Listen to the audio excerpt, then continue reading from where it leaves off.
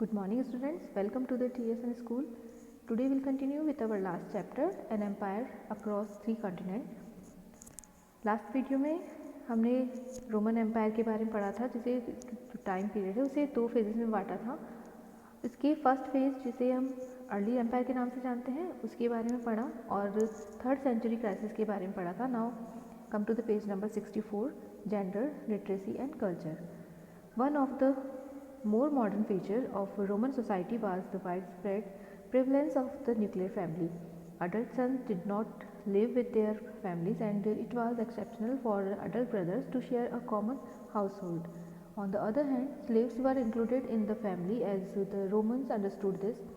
By the late Republic, the 1st century BCE, the typical form of marriage was one where the wife did not transfer to her husband's authority but retained full rights in the property of her natal family, while the women's dowry went to the husband for the duration of the marriage. The woman remained a primary heir of her father and became an independent property owner on her father's death. Thus, Roman women enjoyed considerable legal rights in owning and managing property. In other words, in law, the marriage couple was not one financial entity but two, and the wife enjoyed complete legal independence. Divorce was relatively easy and needed no more than a notice of intent to dissolve the marriage by either husband or wife.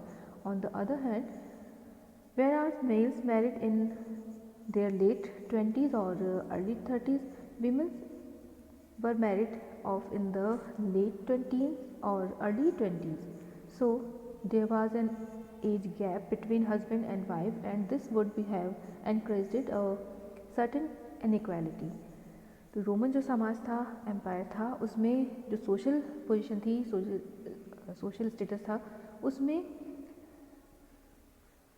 जो modern feature है वो उसकी विशेषता ये थी कि उनमें nuclear families का रिवाज था और ये बहुत एक्सेप्शनल था। एक अपवाद के रूप में ही होते थे जो कि जॉइंट फैमिलीज़, वहाँ पर जो ब्रदर्स, जो एडल्ट सन है या ब्रदर भाई है जो वयस्क, वो अपने परिवार के साथ रहते हो या अपना परिवार, अपना जो घर है वो एक साथ मिल बांट कर रहते थे घर में।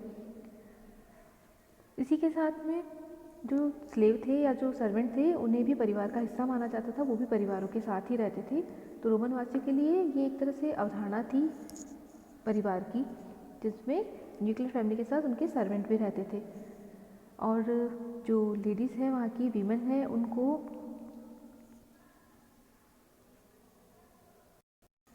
लेट रिपब्लिक यानी 1st सेंचुरी BC के टाइम में आफ्टर मैरिज हस्बैंड की अथॉरिटी उन्हें नहीं मिलती थी, लेकिन उनकी जो नेटल फैमिली है, जो वो पैतृक परिवार है उसका, वहाँ के जो भी अधिकार होते थे या जो फाइनेंशियली या उसका हिस्सा होता था वो लेडीज़ को मिलता था। इसी के साथ जो डाउरी है विमेंस की या जो दहेज है, वो हस्बैंड के पास शादी के टाइम पीरियड तक उनके पास रहता था। अगर इस बीच दहेज रद्द हो जाता था तो वो फिर से महिला को मिल जाता था। और जो पति के संपत्ति में तो अधिकार नहीं होता था, लेकिन उसका अपनी फैमिली में अधिकार होता था और अपने पिता की डेथ के बाद उसकी जो अथॉरिटी होती थी या जो भी संपत्ति होती थी उसकी एकमात्र वारिस बन जाती थी महिलाएं, उत्तराधिकारी होती थी अपने पिता की। और इस तरह से जो महिलाएं हैं वहाँ की या लेडीज़ है, वीमेंस है, उन्हें पूरे कानूनी अधिकार मिले हुए थे और पूरी तरह से वो एंजॉय करती थी अपने जो अधिकार हैं उनको, लीगल इंडिपेंडेंस को, क्योंकि कानून की नज़र में हस्बैंड और वाइफ को एक नहीं माना जाता था बल्कि फाइनेंशियली उनको इंडिपेंडेंट माना जाता था। और इसी के साथ जो मैरिज एज है यानी शादी की जो उम्र है मेल्स की, तो अराउंड लेट 20 या फिर अर्ली 30 यानी 20 के बाद 20-22 तक होती थी, जबकि जो वीमेंस है उनकी लेट टीन और अर्ली 30s होती थी। सॉरी, मेल्स की 30 या उसके बाद होती थी, जबकि वीमेंस की टीन एज में, टीन एज या उसके अर्ली 30s यानी 20-22 साल तक उनकी शादी हो जाती थी। तो ये एक तरह से एज गैप भी होता था और इसकी वजह से वहाँ पर जो अनइक्वलिटी है उसको भी बढ़ावा मिला। वहाँ डिवोर्स भी बहुत ईजी था। इसके लिए हस्बैंड या वाइफ दोनों में से कोई भी जिन्हें अपनी मैरिज को डिसॉल्व करना होता था, उन्हें ओनली नोटिस देना होता था। Now next, marriages were generally arranged and there is no doubt that women were often subjected to domination by their husbands. शादियाँ वहाँ अरेंज मैरिज होती थी और इसमें भी कोई डाउट नहीं है कि जो हस्बैंड होते थे वे डोमिनेटिंग होते थे और महिलाओं पर जैसा हस्बैंड चाहते थे वैसा ही करने का दबाव होता था। Now Augustine, who was Bishop of the North African city of Hippo from 396 and towering figure in the intellectual history of the church. Bishops were the most important religious figure in Christian community and often very powerful.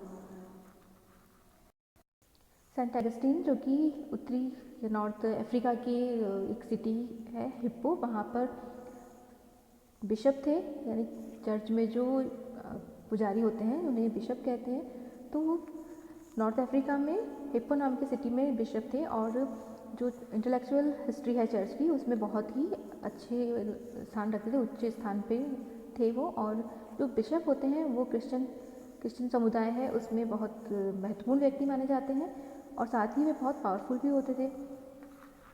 So The great Catholic bishop who spent most of his life in North Africa tell us that his mother was regularly beaten by his father and that most often wives in the small town where he grew up had similar results to show. Finally, fathers had substantial legal control over their children, sometimes to a shocking degree. For example, a legal power of life and death in exposing unwanted children by leaving them out in the cold to die.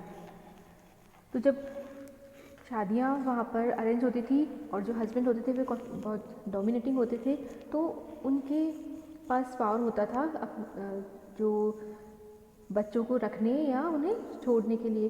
और इस बारे में जो Augustine है, Saint bishop थे Africa की, उन्होंने भी उल्लेख किया है इस बात का कि जो उनकी माता है, मदर है, वो उनके फादर के द्वारा अक्सर उनकी पिटाई होती थी। और इसी तरह जिस छोटे से शहर में वो रहते थे, सिटी में रहते थे, वहाँ पर इसी तरह की घटनाएं महिलाओं पर होती थी और वे अपने जो चोट के निशान हैं वो दिखाती रहती थी।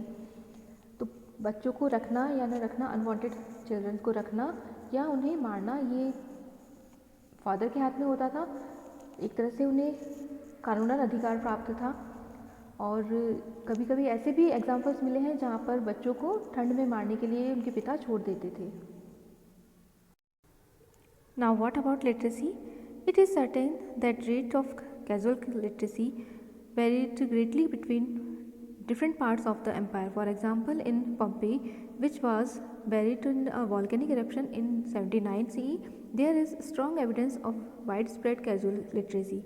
Walls on the main streets of Pompeii often carried advertisement and graffiti were found all over the city. By contrast, the Egypt where hundreds of papyri survive. Most formal documents such as contract were usually written by professional scribes, and they were often tell us that X or Y is unable to read and write. But even here, literacy was certainly more widespread among certain categories such as soldiers, army officers and state managers. तो वहाँ जो Roman साम्राज्य है वहाँ पर साक्षरता की क्या स्थिति थी? तो ये माना जाता है कि वहाँ पर जो साक्षरता है या जो काम चलाऊ पढ़ाई लिखाई जो है वो वहाँ पर थी, लेकिन जो साम्राज्य था, जो एम्पायर था, उसके अलग अलग पार्ट्स में उसकी कंडीशन अलग अलग थी, कहीं पर ज़्यादा और कहीं पे बहुत कम। फॉर एग्जांपल पंपई का यहाँ पर उदाहरण लिया है जो कि वॉल्केनिक इरप्शन में दब गया था 79 में सेंचुरी में। यहाँ के जो स्ट्रॉन्ग एविडेंस मिले हैं यहाँ पर जो कैजुअल लिटरेसी है, यानी जो काम चलाऊ, जो अब हमारे दैनिक जीवन में जो काम चलाऊ भाषा पढ़ाई लिखाई होती है उतना वहाँ के लोग जानते थे, इसके स्ट्रॉन्ग एविडेंस मिले हैं। क्योंकि वहाँ की जो मेन स्ट्रीट है उसकी दीवारों पर एडवर्टाइजमेंट मिले हैं, और साथ ही वॉल जो ग्रेफिटी होती है, यानी जो चित्रकारी होती है या कुछ ना कुछ लिखा हुआ होता है, वो भी वहाँ की दीवारों पर मिला है। और साथ ही इसके विपरीत पोम्पेई के विपरीत जो इजिप्ट है वहाँ पर हंड्रेड्स ऑफ पपायरस मिले हैं, ये जिनके बारे में हमने लास्ट वीडियो में पढ़ा था कि पपायरी जो है एक रीड लाइक प्लांट है जिस पर लिखने के काम में लेते थे उसके मटेरियल को, और उसके स्क्रोल करके रख लेते थे। तो इस तरह के बहुत सारे डॉक्यूमेंट्स मिले हैं जो कि कॉन्ट्रैक्ट के होते थे या जिन पर लिखा हुआ होता था, और जो लिखने वाले होते थे उन्हें पपायरस को, वो प्रोफेशनल स्क्राइब्स थे, और उन्होंने ये लिखा है कई में कि एक्स या वाई जिनके बारे में वो लिख रहे हैं उन्हें पढ़ना और लिखना नहीं आता। तो लेकिन इतना तो जानकारी मिलती है कि कुछ सर्टेन कैटेगरीज में लिटरेसी का जो लेवल है वो बहुत ज़्यादा था, जिसमें सोल्जर्स, आर्मी ऑफिसर और स्टेट मैनेजर्स आते हैं। The cultural diversity of the empire was reflected in many ways and at many levels in the vast diversity of religious cults and local deities, of plurality of languages that were spoken, the style of dresses and customs, the food people ate, their forms of social customs, the food people ate, their forms of social organization, even their patterns of settlement. Armenic was the dominant language group of the Near East. Coptic was spoken in Egypt, Punic and Berber in North Africa, Celtic in Spain and the Near West. But many of these linguistic cultures were purely oral, at least until a script was invented for them. Armenian, for example, only began to be written as late as the 5th century, whereas there was already a Coptic translation of the Bible by the middle of the 3rd century. Elsewhere, the spread of Latin displaced the written form of languages that were otherwise widespread. These happened notably with the Celtic, which ceased to be written after the 1st century.